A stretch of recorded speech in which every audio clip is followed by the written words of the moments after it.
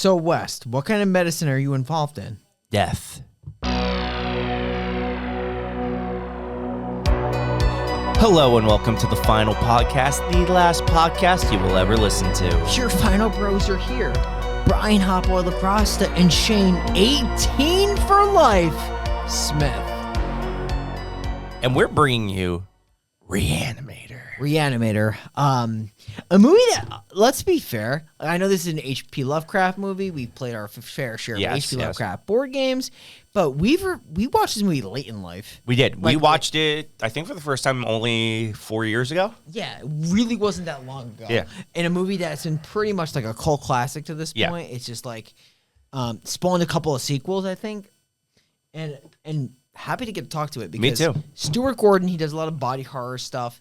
This movie is so fun. Yes. I want to use the word fun. Fun is the right word to use. Movie. So we also want to just knock more movies off of that wall that we haven't touched, and that's another one off the board. We only have two left now, Scream and Eyes Without a Face. I think that's OG Wicker Man, if you want to get technical. Yeah, if you get technical. But we did do Wicker Man, the remake. I would love to do the original. The original is substantially better. Oh, it's so much better. The idea is so much better. Yeah. But yeah, so we're talking about Re-Animator.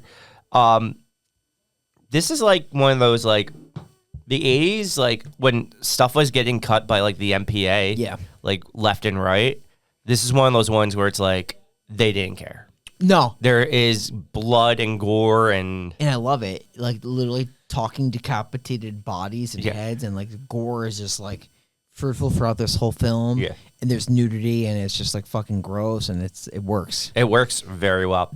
It also helps that, like, Jeffrey Combs is so good as Herbert West. Legend. Yeah. He's a fucking legend. He's so great. This is where he cements his legacy pretty much in horror because, I mean, as a doctor that's just like into this experimental stuff that just like kind of like stitching bodies together and trying to reanimate them with his special serum from a previous doctor, Hans Gruber. Yeah. Not to be mistaken with Alan Rickman's Hans Gruber. Yeah. It's like Dr. Gruber. Yeah.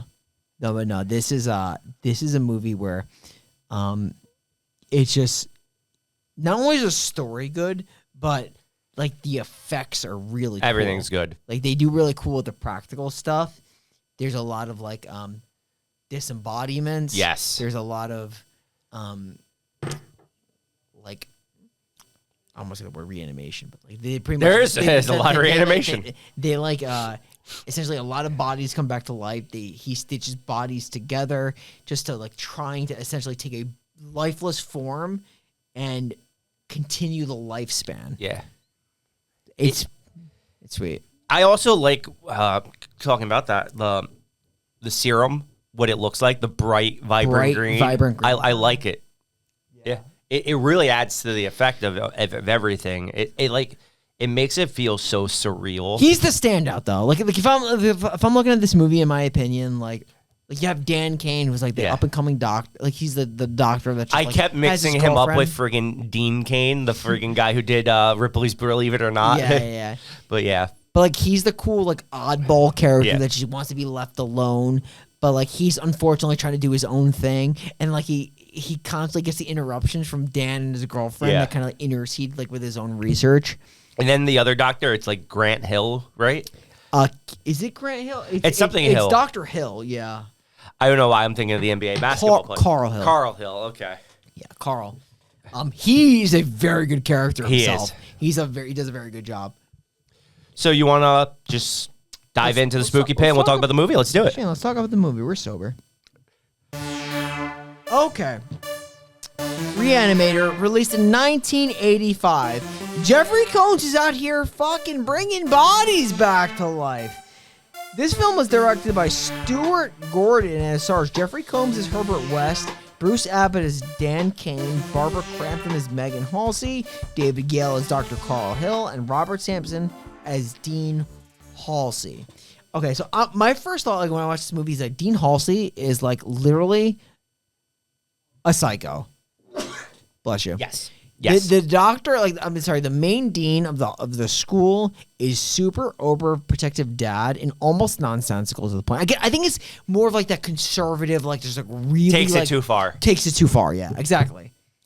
Another thing I want to point out he wasn't like a director of it, but I believe he was either a writer or producer for it. Was Brian Usna. He produced it, yeah. Yeah, and he's notable from a movie we have done on this podcast before. He is the one who directed Society. Yeah, so this movie does have like an element of body horror to it, for sure, because like even with the animals, like you see like reanimated animals that are just like fucking like already like their intestines are like pulled out, especially with a cat. Yeah, it's Rupert. Is that the name of the cat? Like, I believe it's Rupert. I just want to point out, like, he's a very like, so Brian Usna obviously did Society, and he wrote this one, but he also directed the next two Re-Animators. Bride Re-Animator. Yeah, and Beyond Re-Animator. Mm-hmm. He also, this is like his filmography is so wild to me. He directed the Dentist series. Do you remember when we watched the Dentist? He directed the Dentist with Corbin Burnson. Yeah, the first one we watched. Solid movie, honestly. Yeah, and then he directed the sequel. Then, this is something I want to get to eventually. He directed Silent Night, Deadly Night 4, starring Clint Howard. So the third one stars Bill Moseley, and the fourth one stars Clint Howard. Well, Clint Howard is like a main character in it. I know that. And there's apparently, it's very weird and buggy. Like, there's a lot of bugs and slime. It's very strange. Also, Brian Usna also wrote the Honey, I Shrunk the Kids movies.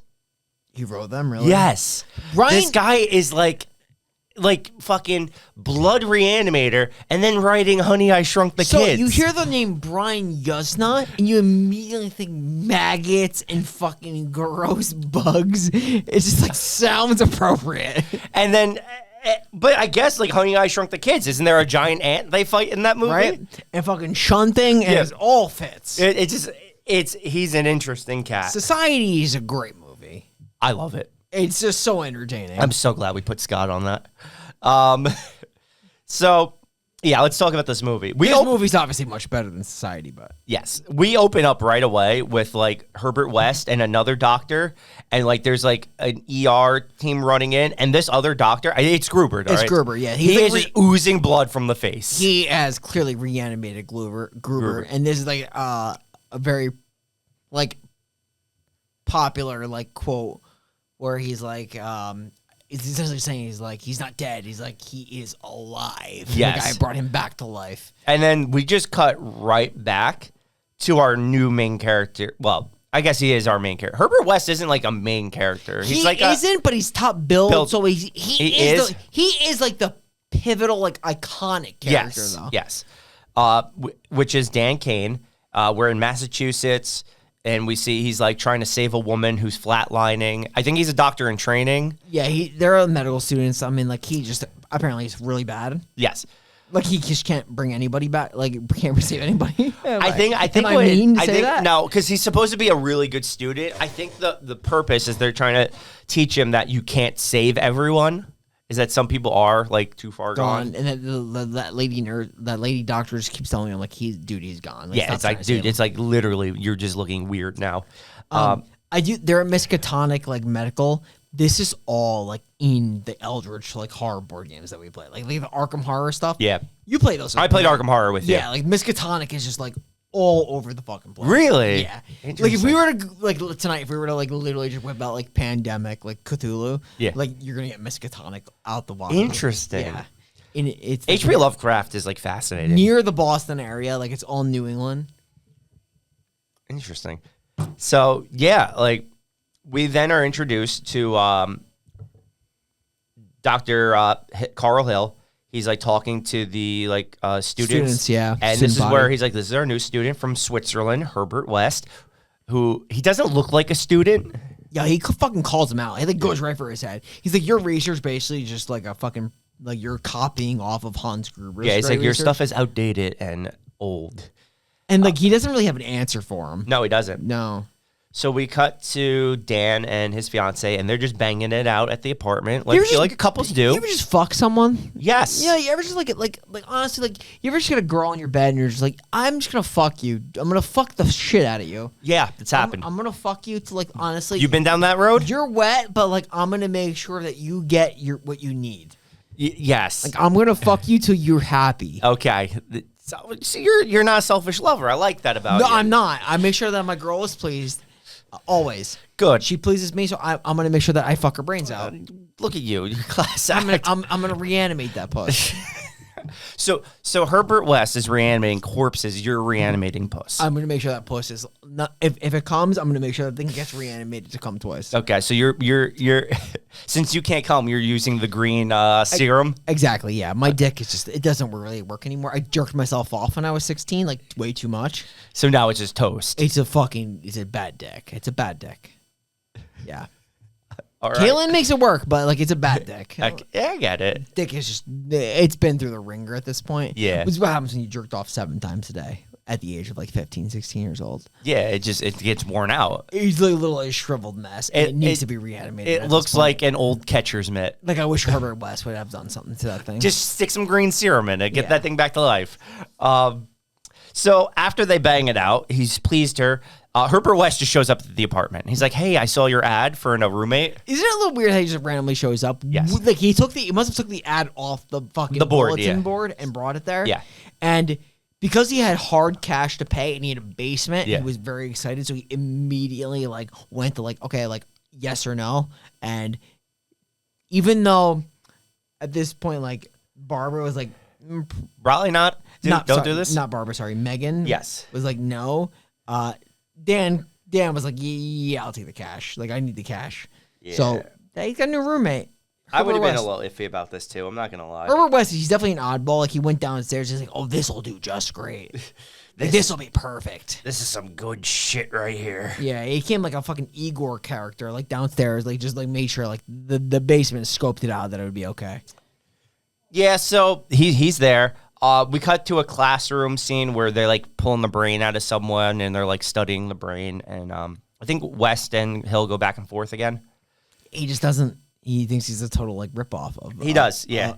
He is not a fan. I think so. Like just so, like I don't know anything about science, but so Hill was basically saying like the brain has like certain like willpower after death up to a certain point, 6 to 12 minutes, and like.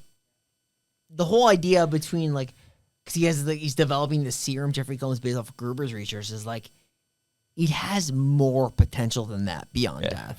Like you're short, not only like you're ripping off the research, like it's got so much more potential than that. Like we could actually like bring this person back to life permanently. Yes.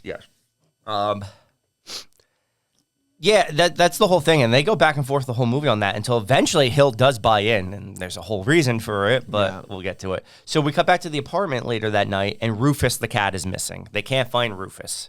Where is Rufus, Bri? Yeah, and I don't know, like it seems like Megan kind of like traces her way down to like Herbert's room, and finds it in the fucking fridge in Herbert's room. And they all kind of converge there, and Herbert discovers it. He's like, number one, what do you do in my room? You're trespassing, which I respect. Like I get that. Yep. You know, he has his space, but then again, like that's their cat in his fridge. And he makes bless you. Yep. He makes an excuse that's like, hey, like your cat died. I found it. I put it in there, which we all know is bullshit. He definitely killed the cat. To try to reanimate it. Yeah, the cat's in there, and then this is gonna be just slow. Like, I need your help. Yeah, like Dan. I love though how he sells him. He's like, the garbage fell. It got its head caught in a jar. There was nothing I could do. What a bullshit fucking story. I know. Like think of it. Like someone said, like, hey, like I saw your cat. Like it fell. It got caught in a jar, and like it just died. Like I couldn't help it. Like you could fucking pull the cat out of the jar. Like come on. Yeah, it's BS. Later that night, West is like reanimating the cat because Dan hears noises coming from his basement, and when he goes downstairs, literally it happens so fast. The cat is just mauling West right now downstairs. It's making fucking the loudest shrieking noises. Like he's just like concerned walking through the house. Like, what the fuck is that noise? He's going downstairs, and like obviously Herbert wants his privacy, but like it's like on his back, like shaking it off, and he has to like pull it off. They juck it into the wall.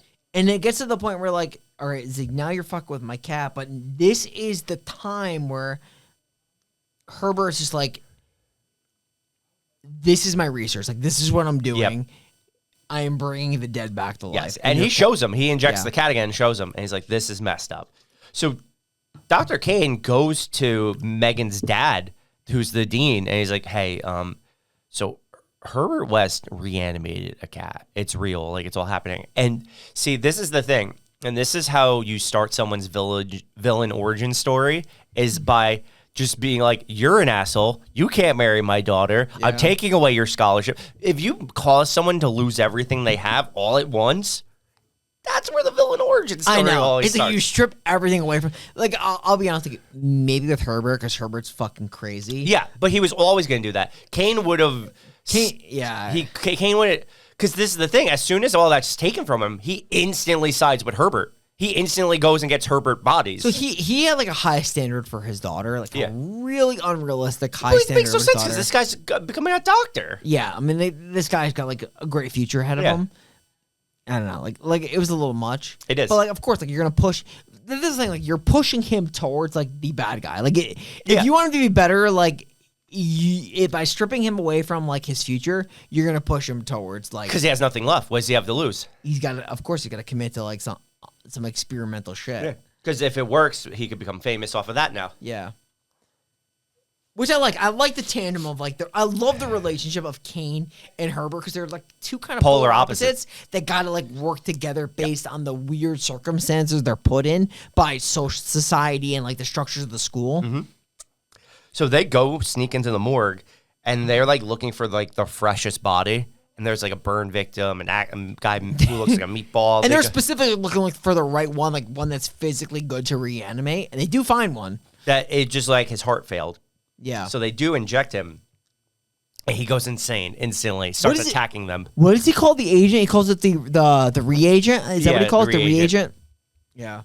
He just starts attacking them. He's like choking them out. It's like a physical specimen. Yeah, and like, Meg's dad is like searching for them while this is all going on because he's paging fucking Dan, right? Like, isn't he paging Dan Cain to like come to like somewhere? Yeah, and because he knows like that he's trying to help Wes now, so he's just searching. He eventually hears all the like commotion in the morgue, and when he's about to get into the morgue door, the body piles through the door and then jumps on the door and smashes the dean into the fucking floor. Yeah. Look, definitely like cracked his ribs and his skull. He picks him up. He starts throwing him around. He's shaking him violently. He's just murdering this guy. You expect him to die this fast? No, I didn't. I was thinking like this movie, like kind of like it happens quick. It's a short movie. I mean, it's only an hour 22. Yeah. That's with credits. Yeah. But I mean, like, I get it. Like, they're reanimating like big, like bulky people that are just like, and people in the wrong place at the wrong time, like the dean, just gets fucking killed. But it's cool because like then he gets reanimated. He does. So it happens right away, pretty much, because Wes is like, oh, he's dead. We can't help him, even though I didn't think he was dead completely yet, but I guess he was. He was fucking dead, yeah. So Wes just instantly injects him back to life, and then he starts like attacking, right? Yeah. Yep. He gets violent too. So, like, this serum just causes violence. But he does kind of get a little subdued because, like, once Meg runs in and she's like, what's happened? Like, her dad's just, like, cowering in the corner. And that's when Dan is like, your dad's dead. Yeah, he tells me, like, your dad's dead. And she just slaps him, like, 4,500 times. Yep. Hill sees this whole thing. And this is when Hill, like, his villain starts to come out because he tries to steal West's research. Now that he sees West has done it correctly, he's like, how can I profit off of this? Yep. And West, you don't try to steal from Herbert West. Never. No. He's I actually love the scene here because like they're like West is like, yeah, look in the test tube. Look at what I've done. And Hill's like, I'm gonna take all this. I'm gonna be rich. Blah blah blah blah. And as he's talking, Herbert West is like polishing a shovel in the background. Yeah. The scene where he carves his head off with the shovel. Oh, he just like sticks it in his fucking head and just cuts it off. And just like, rips it right off. Doesn't hesitate. Reanimates the head, reanimates the body. He does a double injection. Yeah. And now he has the head like propped up in a pan, the body moving around. Dude, this like moving forward, like Karl Hill is fucking terrifying. Yes. And, like his face, like his like his facial expressions are very notable in this movie. Yes. They stand out because he becomes like I guess for a while you think like the antagonist is Herbert West, but after a while it becomes like clearly it becomes Karl Hill. Yes, 100%. West is like almost the good guy later on. Because Karl Hill becomes this guy that's just like he's like dramatically interested. Yes. In Dean Halsey's daughter. Yes. Like dramatically. There's a creepy scene coming up with the two of them. Yeah. Like Herbert West is primarily doing this for like just like science research. He says he's a scientist, and he's trying to like basically create immortality essentially through like. I mean, obviously, I don't know like the details, but like he's trying to like basically like take people that are dead and bring them back to life. Yes. Obviously, clearly they're not like alive, but they're like in a zombified state. But like that's what he's trying to do. He's trying to prevent like death and trying to prolong life. Yes. Through death. Yes. And it works. It's starting to work. He still has some kinks he has to work out because of the violent nature of all the bodies. Yeah. But because they're basically just like they have no like cognition whatsoever. He needs fresher bodies. Yeah. So because like Hill is very rational. Yeah. He is. He's rational. Like he's basically in a fucking petri dish, and he's fucking like talking, and he's got this like homunculus body without a head carrying him around. Oh like my a god! Fucking butler in a dish. When they put like the skeleton head on his body to like mask it up and like pretend, it's. I actually really want to. So like the H.P. Lovecraft story is called Herbert West-Reanimator. Yeah. I really want to read it. I have the complete works here, like H.P. Lovecraft. Yeah. I love to read this because like in the movie it's fucking bonkers. Yeah, it's got to be insane. The whole book has to be insane. So, after like Herbert Westland like leaves after this because he thinks everything's fine. When he comes back, he realizes the zombified Hill has robbed him. He's stolen all of his research. Yeah, everything has been taken. He wasn't there, and like everything has been gone. Yeah. So like even the serum, like everything has been gone. His reagent, everything. Yeah.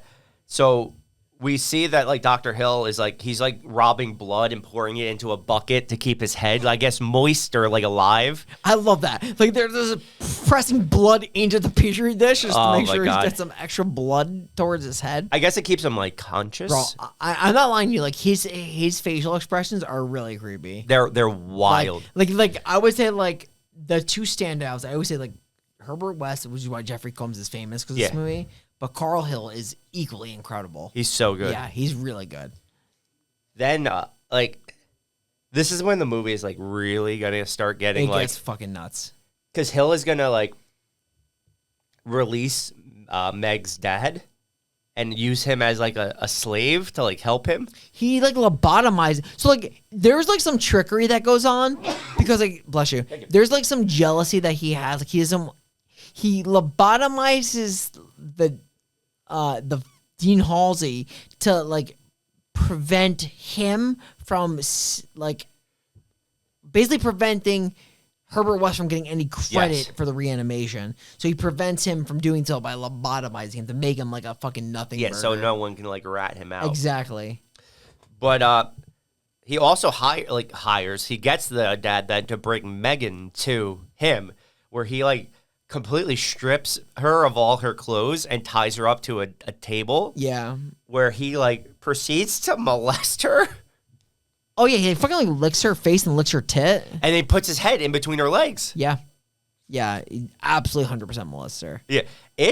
That's what I'm saying. This movie gets, like... How'd they fucking film this? Number one. I'm thinking, like... I always think, like, how they shoot this. I was thinking the same thing, because the head is clearly moving, right? Like, it's not an animatronic head. At least I didn't think it was. No, it's gotta be some green screen shit. Yeah. It's really well done. Very well That's done. the thing, and that's why I always like these, like, green screen practical effects stuff. Like, it looks so good. Stuart Gordon, I think, is the director of From Beyond. He does, like, a lot of these type, like, body horror, H.P. Lovecraft type stuff. I'd love to do more of his stuff. Like, it's very, I would do From clever. Beyond. From Beyond would be a fun one to do. From Beyond would be good. Yeah, he does, like, a lot of clever stuff with body horror.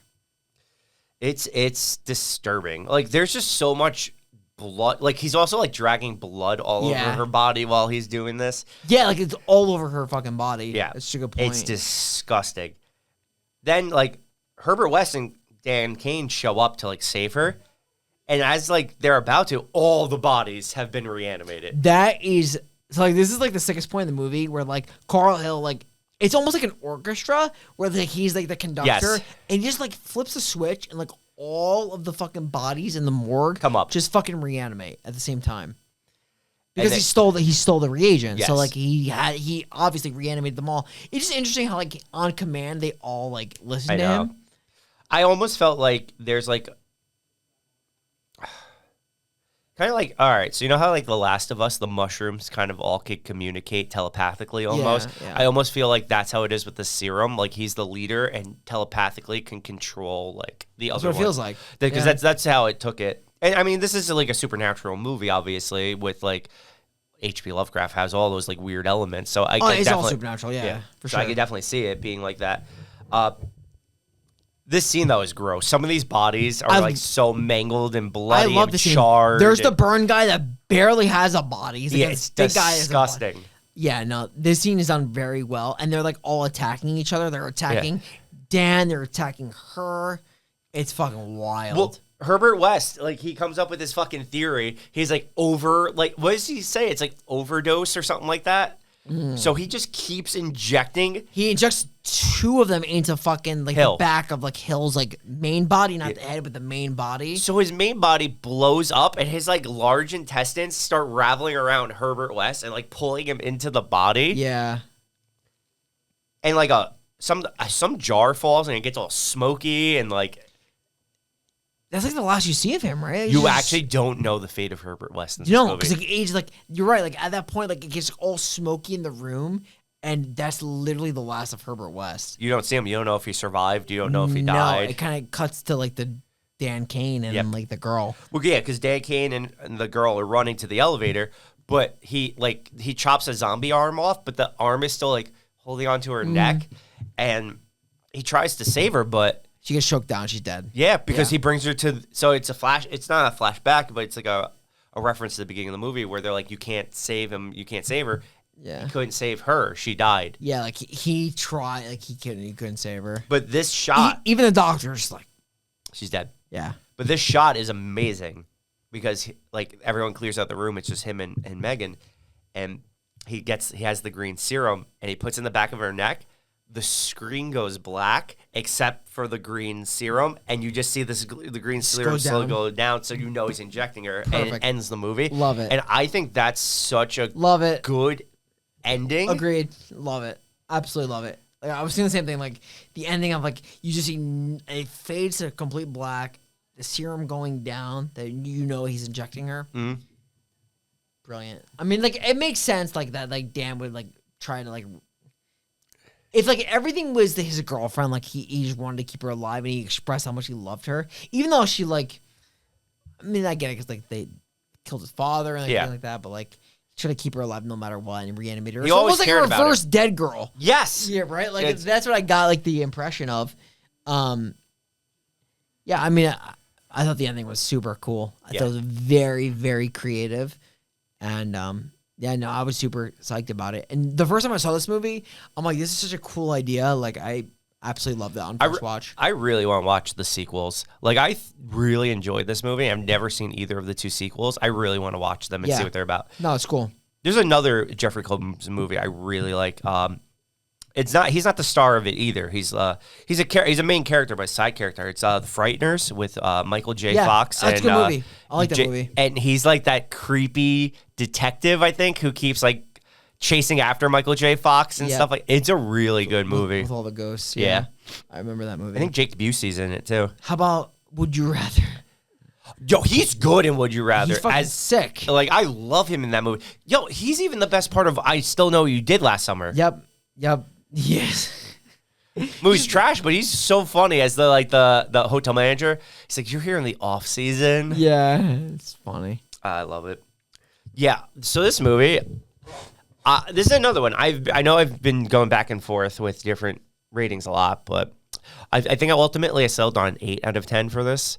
Like, it's really fucking good. Like, it's not like one of my favorites, but like, I love 80s horror. Yeah, me too. I love, because 80s horror had the perfect blend of like good slasher movies, great exploitation movies, and good just like cheesy. Like the 80s just had, it was like self-aware with horror for some of it, where it's like we know what people want. They want tits, they want blood, And like that's why you got like the Slumber Party Massacres or like the Sorority House Massacre movies, and then like stuff like this where it's just like 80s horror is great. We should I love them. Yeah, I agree with you. The 80s were like a really honestly like more of like a really free time where people just fucking like did whatever they wanted to do. Like the stuff. Yeah. Like they just did what they wanted to do, and like there was like no repercussions.